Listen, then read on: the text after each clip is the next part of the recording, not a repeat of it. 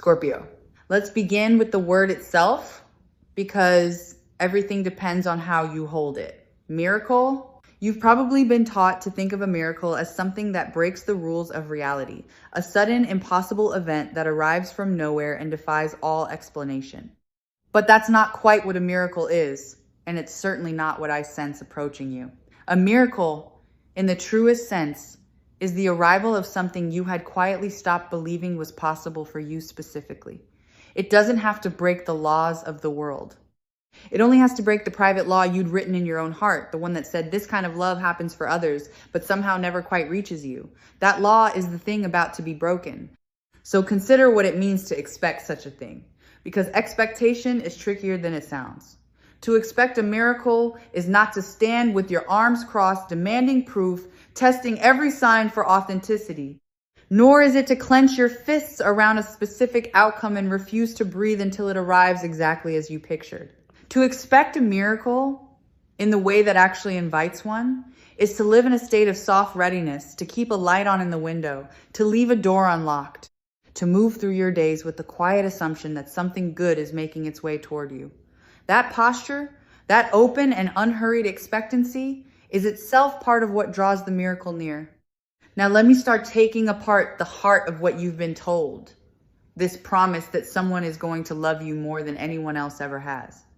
Because the first thing to do with that phrase is to strip away the shallow reading of it, the one your mind might jump to. Being loved more doesn't mean being loved louder. It isn't about grander gestures or more dramatic declarations or a bigger show of feeling.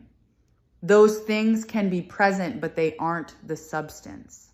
Plenty of people have been loved loudly and shallowly, showered with performance while starving for something real.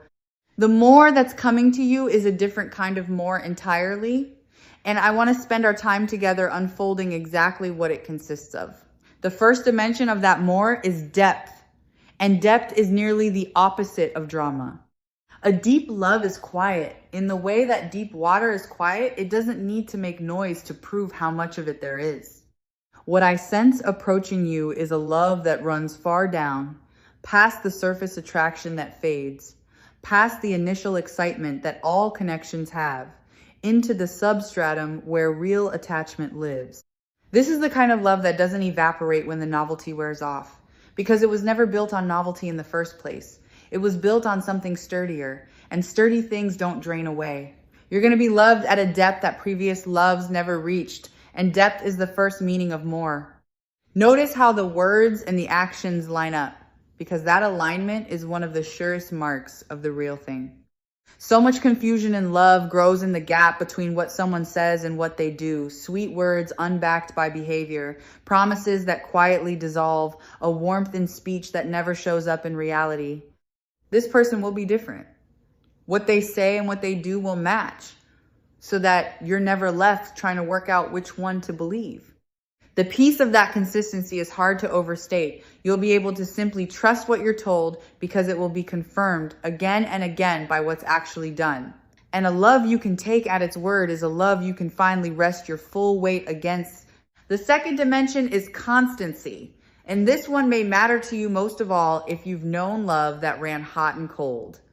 So many people have been loved in bursts, flooded with affection one moment and left in confusing silence the next, made to feel adored and then abandoned in an exhausting cycle that keeps the heart perpetually off balance. That is not what approaches you.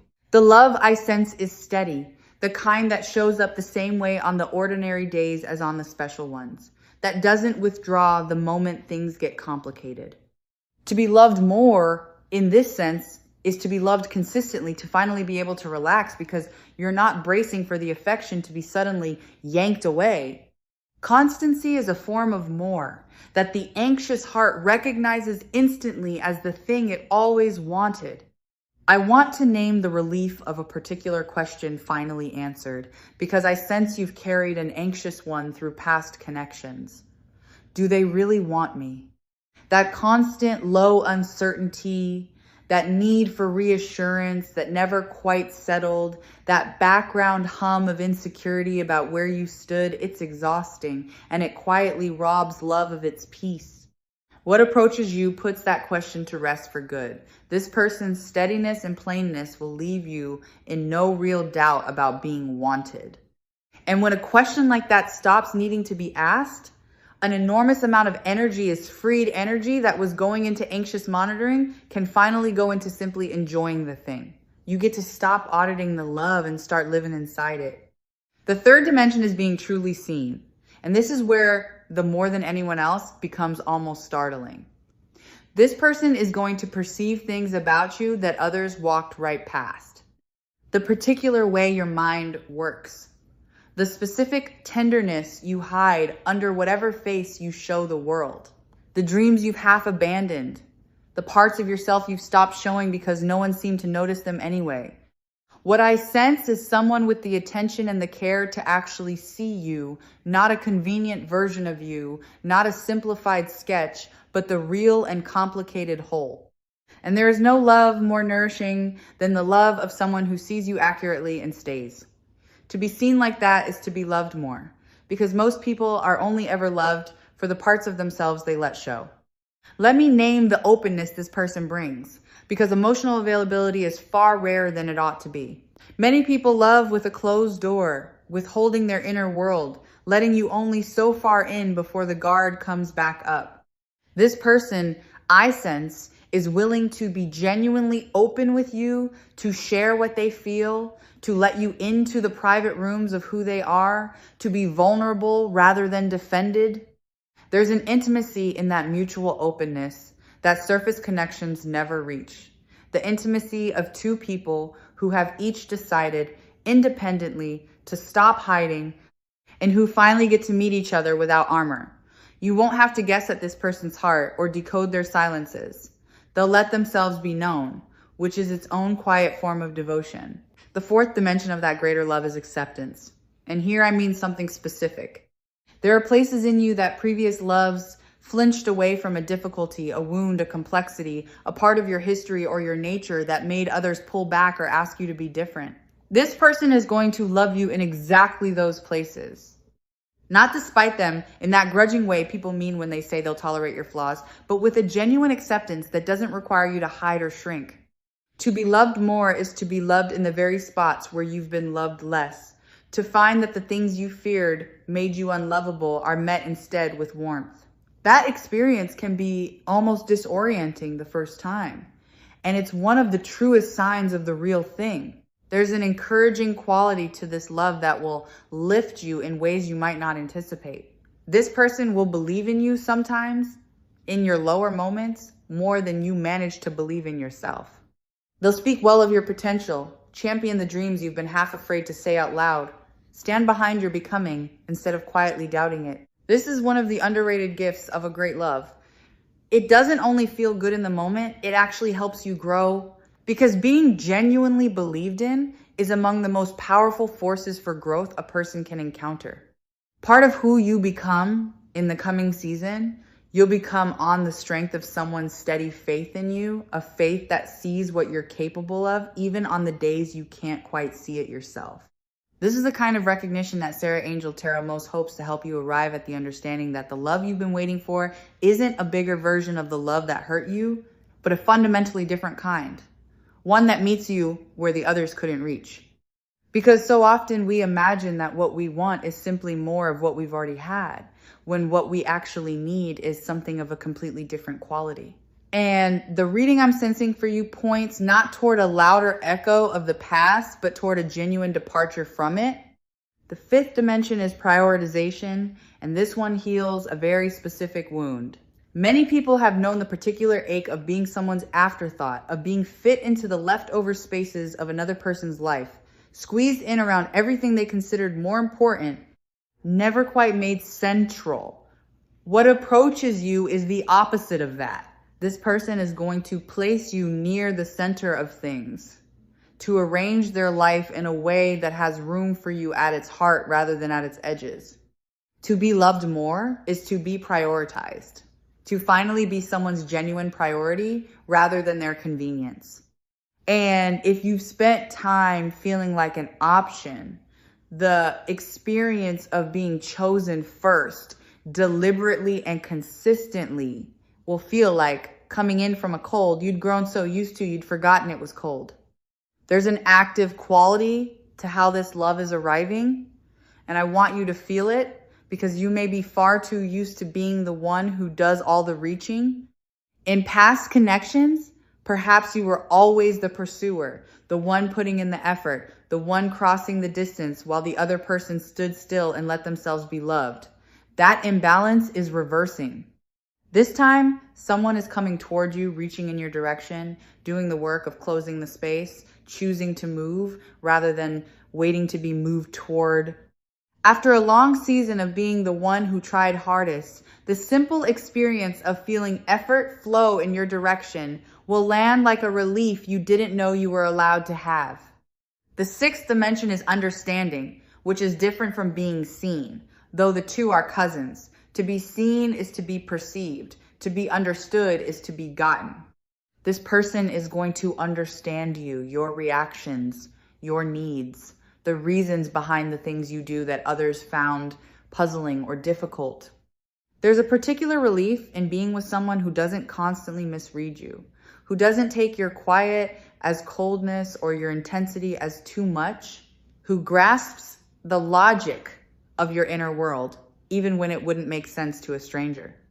To be loved more is to be loved by someone who understands you, because understanding removes the exhausting labor of constantly explaining and defending yourself. You'll get to simply be known, which is one of the deepest forms of rest. If you've ever been someone's secret, this next dimension will reach a very specific wound. Some people keep their affection for you concealed, unwilling to claim you openly, treating the connection as something to be tucked out of sight rather than shown. What approaches you is the opposite of hidden. This person will be glad to be associated with you, unafraid to have you at their side, happy to let the world see plainly what you've come to mean to them. There is a particular healing in being openly claimed after a time of being quietly hidden, the feeling of stepping out of the shadows and into a warm and unashamed light, where you are not a secret to be managed, but a presence to be proud of. The seventh dimension is safety, and I want to dwell here because it may be the one you need most. Some loves cost you your peace. They keep you anxious, walking on eggshells, uncertain of where you stand, paying for the affection with a constant low hum of dread. That is a kind of love, but it is a taxing one, and it is not what's coming to you. The love I sense carries safety in it, the sense that you can relax fully, that you won't be punished for honesty, that you can bring your whole unguarded self without fear of it being used against you. To be loved more is to be loved safely, to finally exhale in the presence of another person. And if you've only known love that kept you tense, the experience of love that lets you rest will feel like a miracle in the plainest sense of the word. Let me tell you how this person will handle the moments of friction that every real connection contains, because the truth of a love shows most clearly in how it moves through conflict.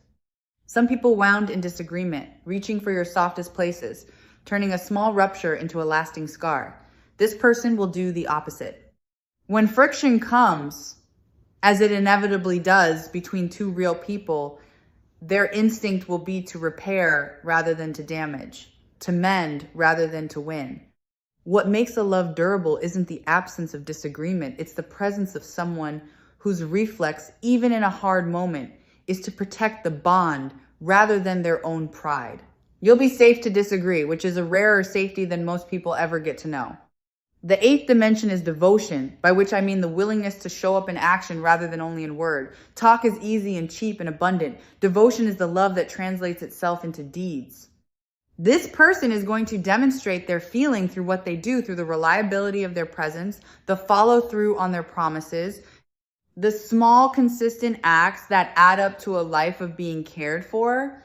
To be loved more is to be loved actively, by someone who doesn't just tell you they care, but shows it in the texture of ordinary days. And there is something deeply reassuring about a love you can lean your weight against. One that holds because it's built of action and not merely of sentiment. Watch for the small things, because this is where a great love actually lives. Grand gestures make for good stories, but it's the tiny daily attentions that reveal the real texture of someone's care, the remembering of a small detail you mentioned only once, The thoughtful act done without being asked for. The little ways a person threads consideration through the fabric of ordinary hours. What approaches you is rich in exactly this kind of attentiveness. And you may find that it's these quiet, unremarkable acts of thoughtfulness gathered up over time that make you feel most deeply cherished, even more than the occasional sweeping gesture, because they prove that you're being thought of, not just in the big moments, but in the countless small ones too. The ninth dimension is delight, and this one is pure sweetness. There's a difference between being tolerated and being enjoyed, between someone putting up with you and someone actually taking pleasure in your company. What I sense approaching is a love that delights in you, that finds you a joy to be around, that lights up at your presence, that considers time with you a gift rather than an obligation. To be loved more is to be a source of happiness to someone, to watch their face brighten when you walk into a room. If you've ever felt like a burden, like something others endured rather than relished, this dimension will land especially deep. You're going to be enjoyed, delighted in, treasured for the simple fact of being yourself. There's a dimension of loyalty in what approaches you that deserves its own light, especially if you've ever known the particular ache of a divided heart. Some people love you while keeping one eye elsewhere, hedging, never quite committing their whole attention to you. What I sense is single-hearted, a love that points fully in your direction, without a wandering gaze, without you having to compete for a place you should never have had to compete for. There is a deep and specific peace in that kind of undivided focus. The peace of no longer wondering whether you're truly the one or merely one of several. You are the one, wholly and without rival, and you'll feel the difference the way you feel solid ground after a long stretch on shifting sand.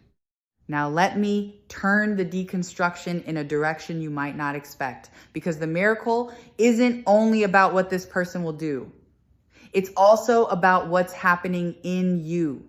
Part of what makes this love possible is that your own capacity to receive it has been expanding. It's a strange truth that many people can't actually take in the love that's offered to them. They deflect it, distrust it, sabotage it, because some old part of them doesn't believe they deserve it.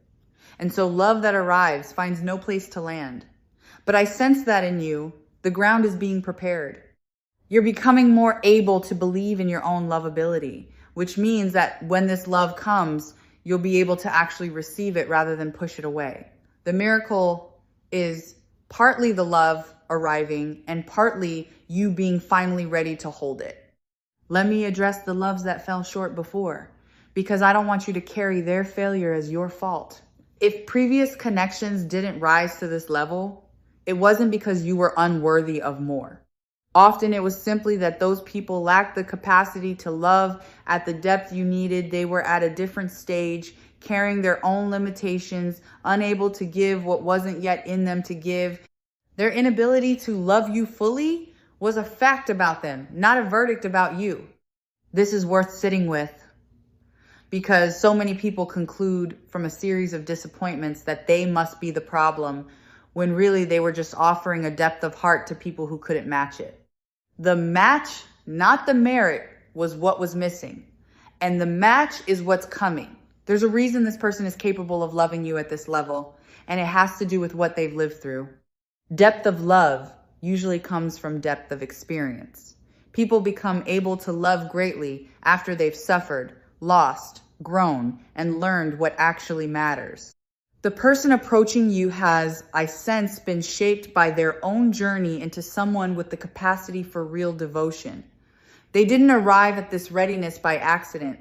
They earned it, the way we all earn our depths, through living.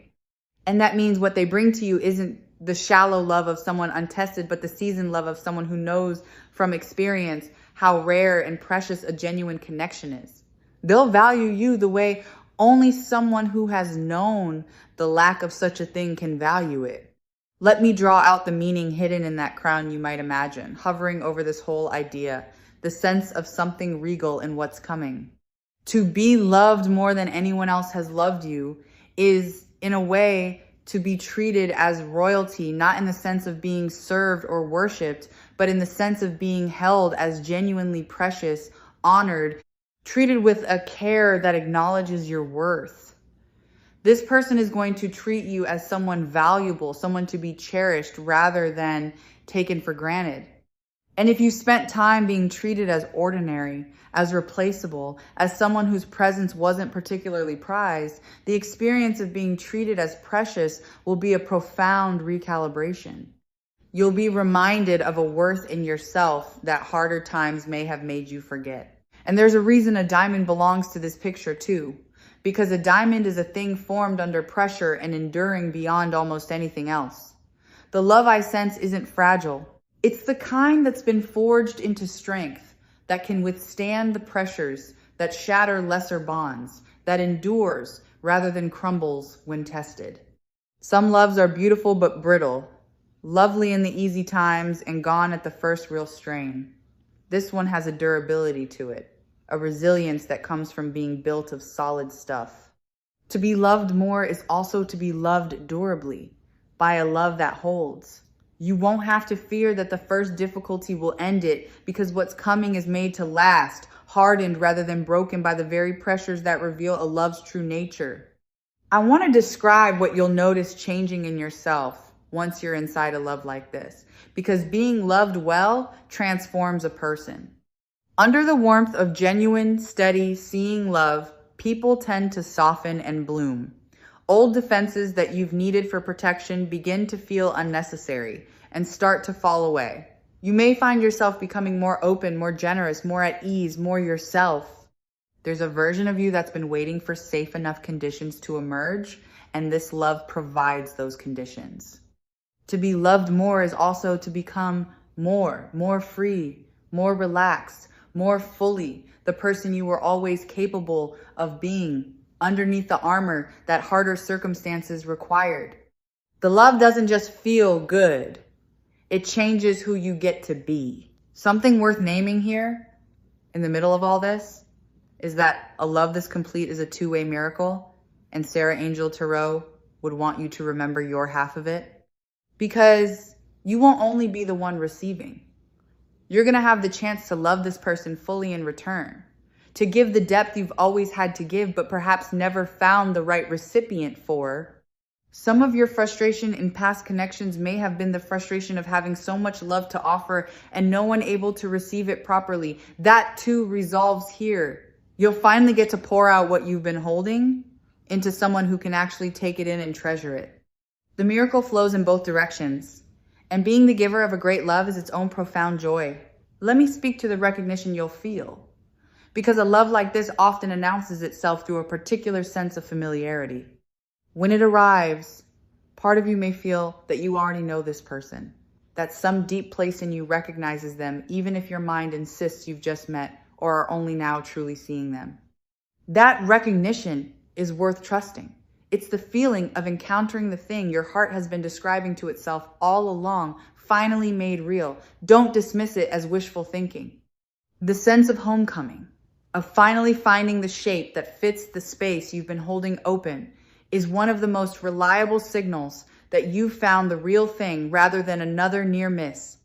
I want to gently address the doubt that may rise even now, because I know that after enough disappointments, hope can start to feel dangerous. You may be listening to all this with a protective skepticism, a part of you refusing to believe in case believing sets you up to be hurt again. I understand that instinct, and I won't ask you to abandon it entirely, but I'll invite you to loosen it just slightly, to allow the possibility that this time is genuinely different. The walls you built were reasonable responses to real pain, but walls that kept out the wrong loves can also keep out the right one. And the love approaching you is worth lowering a wall for. You don't have to tear them all down at once. Just leave a gap wide enough for something good to slip through. Let me name the timing quality I sense, without pointing to anything you could mark on a calendar, because the readiness matters more than the schedule. This isn't a distant, someday sort of thing. It has the feeling of something near, something that has moved from the realm of the possible into the realm of the imminent. The conditions have aligned. You've grown into readiness. This person has grown into readiness, and the space between you is thinning. What was once a far-off hope has become a close approach. So while I can't and won't hand you a specific moment, I can tell you the energy of it is present tense and warming, not cool and remote. It's the feeling of something almost here rather than something you can only long for from a distance. I want to reflect on the patience you've shown in waiting for this, because your waiting was not wasted time. Every disappointment refined your sense of what you actually want. Every connection that didn't work taught you something about yourself and about love. Every stretch of loneliness deepened your capacity to appreciate real companionship when it finally comes. You didn't waste those years by not yet having this. You were being prepared for it, sharpened and clarified and readied, so that when it arrives, you'll recognize it and know how to hold it well. The person you are now, shaped by everything you've been through, is exactly the person capable of receiving and sustaining the love that's coming. Nothing was wasted. It was all preparation. There's a specific fear I sense in you that I want to dissolve. The fear that you might somehow miss it, that the miracle could come and you'd fail to recognize it or mishandle it and let it slip away. Let me set that fear to rest. A love this aligned isn't so fragile that a single misstep destroys it, and you're not so oblivious that you'll fail to notice something this significant. Trust that when it comes, you'll know, and trust that it has enough substance to survive your nervousness, your imperfections, the clumsy first moments that every real beginning contains. You don't have to be flawless to receive this. You just have to be open. The miracle can handle your humanity. It was made for a real person, not a perfect one. And you are exactly the real person it's meant for. Let me describe the ease that will characterize this connection once it settles, because ease is one of its signatures. So much of what you may have known as love involved effort of the wrong kind. The effort of trying to be enough, of managing someone's moods, of working to earn affection that should have been freely given. This love asks a different kind of effort, the good kind. The effort of showing up and being present, but not the exhausting effort of trying to be someone you're not in order to be loved. With this person, you'll find that being yourself is enough, that the connection flows more naturally than you're used to, that you don't have to force or perform or strain. That naturalness, that sense of a thing working the way it's supposed to, is how you'll know you've arrived somewhere real. There's a warmth of simple presence I want to mention too, because so much of love is never spoken at all. It lives in the quiet of a shared space, the ease of a companionable silence, the settledness of knowing there's a person nearby whose nearness feels like home.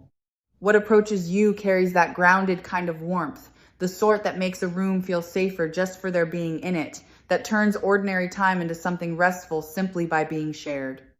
After any stretch of feeling alone, even while in company, or of company that never quite let you exhale, the experience of a presence that genuinely soothes you will be among the sweetest parts of all of this. You'll notice that you feel more at home in your own life when this person is near, not because they complete you, but because their steady company makes the whole of your existence feel a little warmer and a little more held. I want to speak to how this love will hold your past, because I sense you may worry about the weight of your history. This person isn't looking for a version of you that arrives unmarked and uncomplicated. They want the whole of you, including the parts shaped by what hurt you, including the lessons written in your scars. Your history isn't a liability to be hidden from them. It's part of the story of how you became someone worth loving this deeply.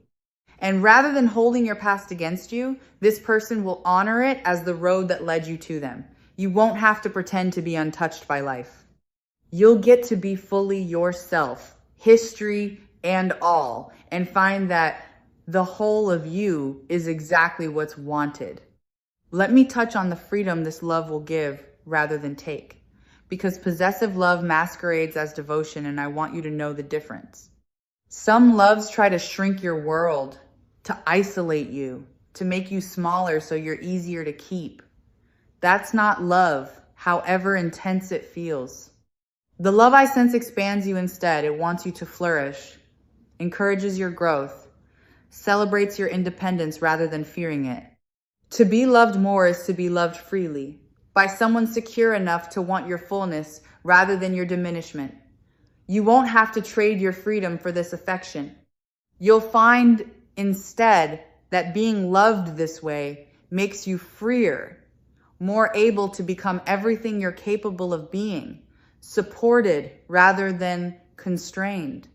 There's a mutual growth I sense in this connection, a sense that the two of you will make each other better rather than smaller. The best loves aren't static, they're generative.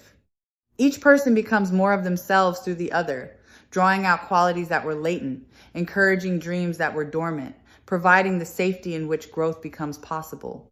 What approaches you isn't a love that asks you to stay the same forever, but one that grows alongside you, that supports your becoming, and is glad to become in turn. To be loved more is to be loved in a way that helps you grow by someone who grows with you.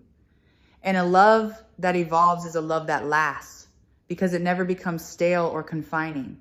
There's a readiness to commit in this person that will feel like solid ground after any experience of uncertainty. Some people love you while keeping the exits in view, unwilling to fully arrive, always leaving themselves a way out.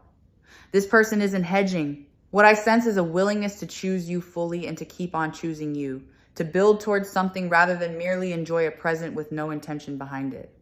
After any time spent with someone who kept one foot out the door, the experience of being with a person who steps all the way in, both feet, without needing to be convinced, will feel like the arrival of something you can actually build a life upon. Not a fragile maybe, but a foundation. As we begin to bring our time together toward its close, let me gather what we've uncovered into a single clear shape. The miracle approaching you isn't a violation of reality. It's the arrival of a love you'd stop believing you'd find. And the more than anyone else isn't about volume or drama. It's about depth, constancy, being truly seen and understood and accepted, being prioritized and kept safe, being loved through action and delighted in, treated as precious, and held by something durable enough to last. All of these dimensions of more are converging into a single love, making its way towards you, and into a version of you finally ready to receive it. What Sarah Angel Tarot would leave in your hands, above everything else, is this quiet instruction. Expect it, in the soft and open way we spoke of at the beginning. Not with clenched demand, but with the light left burning in the window. Keep your heart a little more open than fear would prefer. Trust the recognition when it comes. Let yourself believe, even against the evidence of past disappointments, that this kind of love is genuinely meant for you and genuinely on its way. Your expectancy is not naive. It's the very thing that keeps the door open for the miracle to walk through. And so I'll leave you gently now. The way you'd place a crown you've been keeping safe onto the head of someone who forgot it was theirs all along. You have spent enough of your life being loved less than you deserved, offering more than you received, wondering whether the real thing would ever find you. That season is ending.